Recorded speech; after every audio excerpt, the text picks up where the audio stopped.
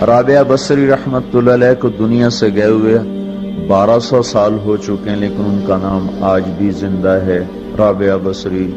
گلگت کی عورتوں کو بھی پتہ ہے رابعہ بصری کوئی بڑی اعلیٰ درجے کی خاتون تھی، پنجاب کی عورت کو بھی پتہ ہے، عرب کی عجم کی عورتوں کو پتہ ہے رابعہ بصری نہ کوئی شہزادی تھی، نہ کوئی ملکہ تھی، نہ کوئی وہ خوبصورت تھی، نہ کوئی خاندانی تھی، بلکہ عورت ہونے کے لحاظ سے ہر عیب اس میں تھا۔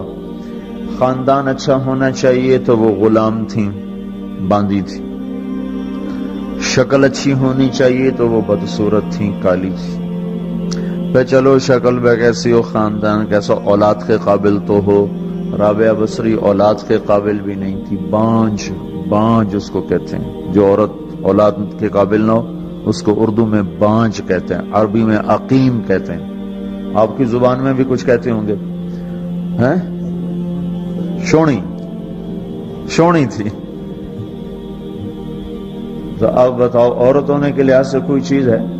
شکل، پہلا تاثر شکل کالی، دوسرا تاثر خاندان غلام، تیسرا تاثر اولاد کے قابل نہیں، بانج ہے، شونی ہے۔ تو 1200 سال کے بعد میں گلگت میں کیوں اس کا نام بلند کر رہا ہوں؟ میں نے کسی بادشاہ کی بیوی کا نام تو نہیں لیا، سکندر کی بیوی اور بنو امیہ اور بنو عباس کی ملکہ اور بیگمات ان کے نام تو نہیں لیے، میں کہہ رہا ہوں رابعہ بصری۔ ان کی عادت یہ تھی وہ روزانہ عشاء کی نماز کے بعد غسل کر کے کپڑے بدل کے اپنے خامن سے پوچھتی آپ کو میری ضرورت ہے؟ اگر وہ کہتے کوئی نہیں ہے تو پھر پوچھتی مجھے اجازت ہے، وہ کہتے اجازت ہے تو پھر مصلی پہ کھڑی ہو جاتی ہے اور فجر کی نماز تک مصلی پر کھڑی رہتی تھی۔ ان کا خامن جلدی فوت ہو گیا، جوانی میں ہی بیوہ ہو گئی، تو حسن بصری بصرہ کے امام، کیا سارے مسلمانوں کے امام تھے، وہ خود آئے، خود چل کے آئے کہ میں آپ سے شادی کرنا چاہتا ہوں۔ وہ کوئی شادی کا شوق نہیں تھا ان کو، وہ تو اولاد کے قابل نہیں، شکل صرف ان کی نیکی اور ان کا جو اللہ سے تعلق تھا، ان کو یہ لالچ ہوا کہ یہ میری بیوی ہو جائے تو اس کی توفیل شاید میری بخشش ہو جائے۔ تو ان کے پاس آئے، کہنے لگے رابعہ میں آپ سے شادی کرنا چاہتا ہوں، خود پیغام لے کر آئے۔ تو انہوں نے فرمایا میری 4 باتوں کا جواب دے دو تو میں شادی کر لیتا ہوں۔ کہنے لگے کیا؟ کہ یہ بتاؤ میں جنتی ہوں کہ دوزخی ہوں؟ کہنے لگے یہ تو میں کچھ نہیں کہہ سکتا۔ اچھا یہ بتاؤ جب اللہ تعالیٰ قیامت میں اعمال نامے اڑائے گا، کسی کے سیدھے ہاتھ میں آئے گا، کسی کو الٹے ہاتھ میں آئے گا، میرے سیدھے ہاتھ میں آئے گا کہ الٹے ہاتھ میں آئے گا؟ کہنے لگے یہ بھی کچھ نہیں بتا سکتا۔ کہنے لگے اچھا یہ بتاؤ جب اللہ نیکیوں کو تولے گا، کسی کی نیکیاں بڑھ جائیں گی، کسی کے گناہ بڑھ جائیں گے، میرے گناہ زیادہ ہوں گے نیکیاں زیادہ ہوں گی؟ کہ یہ بھی نہیں بتا سکتا۔ کہ اچھا یہ بتاؤ جب لوگ پل صراط سے گزریں گے، کوئی پار نکل جائیں گے، کوئی نیچے گر جائیں گے، تو میں پار نکلوں گی کہ دوزخ میں گروں گی؟ کہنے لگے یہ بھی میں نہیں بتا سکتا۔ تو پھر فرمایا اچھا جاؤ مجھے تیاری کرنے دو، مجھے ان 4 باتوں کی تیاری کرنی ہے، میرے پاس شادی کے لیے وقت کوئی نہیں ہے۔ ایک دن اٹھی، سالن پکانے کے لیے سالن ہانڈی، دیکھا تو پیاز کوئی نہیں، اب پیاز کاٹ کے ہانڈی میں ڈالا جاتا ہے۔ اب پریشان بیٹھی ہیں، نہ کوئی بیٹا، نہ بیٹی، نہ خامد، نہ بھائی، نہ کوئی خادمہ۔ تب سوچ میں پڑی پیاز کہاں سے لوں؟ اوپر سے ایک چیل اڑتی ہوئی جا رہی تھی، اس کے پنجوں میں پیاز تھا۔ جب وہ اوپر آئی ہے تو اس کے پنجے چھوٹے اور پیاز سیدھا رابعہ بصری کی گود میں آ کے گرا۔ جو ہم سے دوستی لگاتے ہیں ہم پرندوں کو ان کا خدمت گزار بنا دیتے ہیں، ہاں جو اللہ سے دوستی لگا لیتے ہیں اللہ دنیا ان کے لیے مسخر کر دیتا، اللہ دنیا ان کے پاؤں میں ڈال دیتا۔ تو جب ان کا انتقال ہوا، رات کو ان کا انتقال، تو اپنی خادمہ سے کہا بس 2-4 آدمی بلا کے مجھے جلدی سے دفن کر دو، کسی کو نہ بتاؤ، صبح لوگوں کو بتا دینا، اور مجھے کفن دینا میری وہ اس چادر میں جس میں میں تہجد پڑھا کرتی تھی۔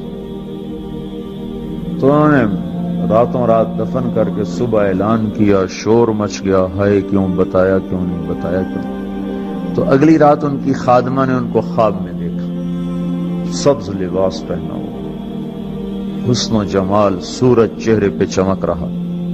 پوچھا آپ کے ساتھ کیا ہوا؟ کہا میرے اللہ نے میرے ساتھ بہت عمدہ معاملہ کیا۔ کہا آپ کی وہ چادر کہاں گئی جس میں آپ کو کفن دیا تھا؟ کہا وہ اللہ تعالیٰ نے اتار لی ہے اور مجھے جنت کا جوڑا پہنایا ہے، اور اس چادر کو اللہ نے سنبھال کے رکھا ہے، جب قیامت کے دن میری نیکیوں کو اللہ تولے گا تو اس چادر کو بھی اس میں تولے گا۔ انہوں نے پوچھا منکر نکیر کا کیا ہوا؟ سوال جواب ہوتا ہے نا، منکر نکیر آتے ہیں، ان کا کیا ہوا؟